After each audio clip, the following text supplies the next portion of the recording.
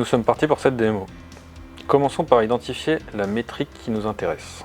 Pour cela, connectons-nous au dashboard Kubernetes. Comme vous voyez, le dashboard Kubernetes fournit par défaut plein d'informations intéressantes sur vos déploiements, vos applications et vos nœuds. Ce qui nous intéresse justement ce sont les nœuds, et plus particulièrement l'utilisation CPU du nœud 2. Dans la partie cluster et dans la section nodes, vous trouverez l'ensemble des nœuds de votre cluster Kubernetes. Nous allons nous concentrer sur le nœud 2. Vous allez pouvoir trouver dans les détails de ce nœud 2 tout un tas d'informations, des métadonnées, des adresses IP, des identifiants. Mais ce qui va nous intéresser dans un premier lieu en termes de supervision va être l'utilisation CPU. Ici par exemple, nous voyons dans le dashboard Kubernetes des informations très intéressantes sur les requêtes en termes de CPU, l'utilisation CPU en somme, de la mémoire et l'allocation des pods. Nous allons donc nous concentrer sur ces 30% d'utilisation CPU. Cette information a une grande valeur parce qu'elle me permet de décider si je peux encore déployer des pods sur ce nœud-là. Néanmoins, il n'est pas très facile de rebondir entre les différentes interfaces pour avoir accès à cette information. Passons donc à Prometheus et regardons comment sont restituées les métriques au niveau Prometheus. Comme vous le voyez, Prometheus a une interface qui est assez minimaliste et qui s'articule autour de ce fameux langage PromQL. Les métriques qui vont nous intéresser pour retrouver ces 30% d'utilisation CPU sont cette première métrique qui est en fait le nombre de cœurs alloués à mes nœuds. Donc on retrouve bien ici les 3 nœuds de mon infrastructure et de mon cluster Kubernetes et la valeur 2, c'est-à-dire qu'ils ont chacun 2 cœurs CPU d'alloués. L'avantage et une des forces de Prometheus sont les dimensions qui sont associées à ces métriques. En l'occurrence, la dimension, l'instance, en d'autres termes qui nous intéresse ici, est le nœud 2. Nous allons donc filtrer uniquement les résultats sur le nœud 2. Pour cela, nous rajoutons entre accolades la valeur node égale amz cube node 2.int concentréon.com. En réexécutant cette requête, on voit qu'on obtient bien une seule valeur qui est celle de notre nœud 2. Je vais prendre cette dimension et je vais l'appliquer à la deuxième métrique qui nous intéresse. Cette deuxième métrique, elle, est en fait les requêtes CPU faites par les containers au sein des pods déployés via le cluster Kubernetes. Quand je l'exécute, on voit que je peux avoir différents containers et pour chacun de ces containers, la valeur de CPU qu'il demande pour fonctionner. Afin d'atteindre en fait les 30% que nous avons vus précédemment, l'idée va être évidemment de faire la somme de ces valeurs et de la mettre sous forme de pourcentage. Pour cela, nous allons utiliser les capacités de PromQL pour faire cette opération. Dans le cas présent, nous allons en fait faire une somme par nœud. Nous le faisons pour obtenir la dimension nœud qui nous intéresse, mais le calcul se fait vraiment ici. C'est-à-dire que nous reprenons notre métrique sur la demande en CPU de nos pods. Nous gardons cette dimension pour n'avoir que celle qui concerne le nœud 2. Nous le divisons par le nombre de corps alloués, c'est-à-dire ces 2 corps que nous avons vus précédemment. Et enfin, nous le multiplions par 100 pour obtenir le pourcentage. Si j'exécute cette requête, nous voyons que nous obtenons bien une donnée qui concerne le nœud 2 avec une valeur de 30%. Et donc nous avons validé que c'est la même qui est ici, et donc c'est celle qui nous intéresse. Passons à Centréon maintenant. Comment exploiter cette requête dans Centréon?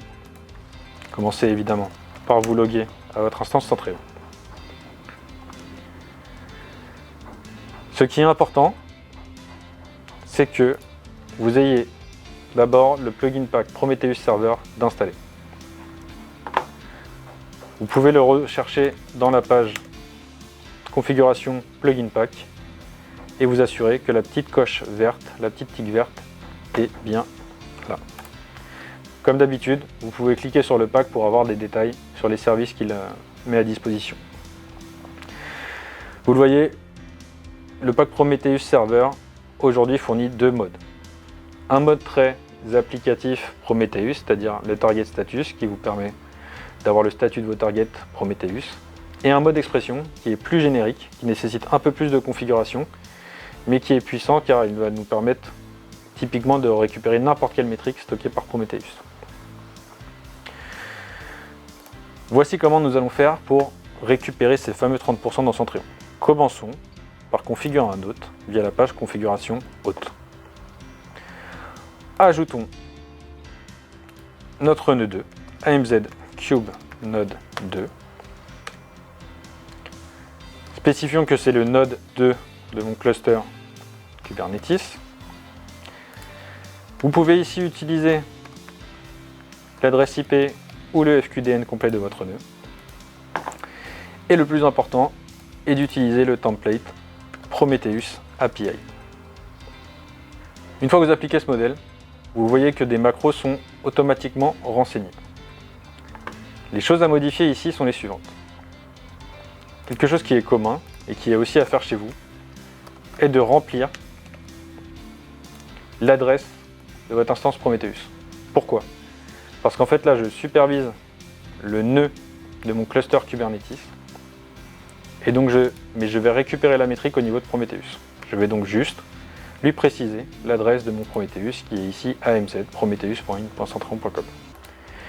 Une petite spécificité propre à mon installation est aussi que Prometheus écoute sur le port 80 et non sur le port 90-90. Je vais décocher ici la création automatique de services liés au template car nous utilisons un mode générique qui va nécessiter une configuration bien particulière. Je sauvegarde ma configuration. Pour configurer ce service, vous pouvez vous rendre dans la page configuration service by host. Ajouter un nouveau service. Appelons-le par exemple CPU requests. Liez-le à l'host que nous venons de créer, AMZ Cube Node 2, et appliquons-lui le template Cloud Prometheus Expression API Custom. À nouveau, des macros sont valorisés dès lors que j'applique ce modèle. À quoi servent ces différentes macros? La macro queries va me permettre de définir une ou plusieurs requêtes à réaliser au travers des API Prometheus. Je vais donc saisir le -- query égale, et la première partie de cette option est mon identifiant, le nom de ma paire data au niveau de Centrion, le nom de ma métrique en soi. Je vais l'appeler CPU request. Ensuite, je vais ajouter une virgule et je vais tout simplement copier-coller ma requête promql pour l'ajouter ici à la fin de mon option. J'ai donc un -- query égale CPU request, qui est le terme que je vais utiliser au niveau de Centrion, et la requête promql. Je vais copier ce CPU request parce que je vais l'utiliser dans d'autres macros. L'instance qui nous intéresse ici est très simple. Faites le parallèle entre cette instance et la dimension Prometheus. Comme nous l'avons dit, celle qui nous intéresse ici est la dimension node. Je vais donc juste définir node au niveau de mon instance ici. L'output est le message que va afficher mon service lors d'un check. Je vais donc tout simplement mettre CPU request égale % CPU request. J'ajoute un % à la fin pour valoriser le pourcentage. Cette valeur-là me permet en fait de substituer la valeur récupérée dans l'output de mon service.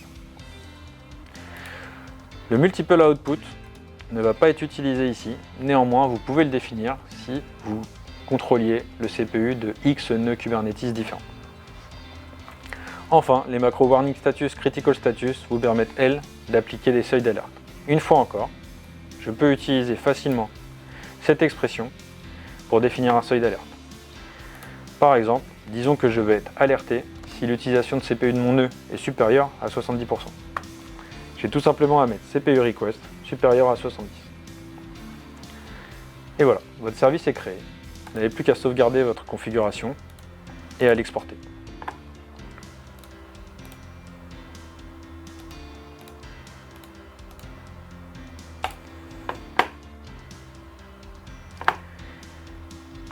Une fois que votre configuration est exportée, vous pouvez vous rendre dans la page ressources status, chercher votre hôte,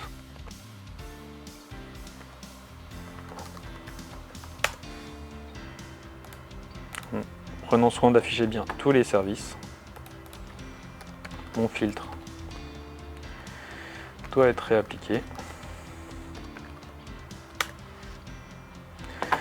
Je vois bien mon service ici, CPU Request, sur mon hôte AMZ Cube Note 2. Ici, je peux forcer un check pour accélérer le processus de rafraîchissement de mon statut. Et voilà. Nous avons donc vu comment centraliser les données de différents dashboards, de différents outils de collecte au sein de Centré. En effet, les 30% de CPU Request ici sont bien ceux correspondant à mon dashboard Kubernetes. Et nous avons utilisé pour cela des métriques collectées par Prometheus et le langage PromQA.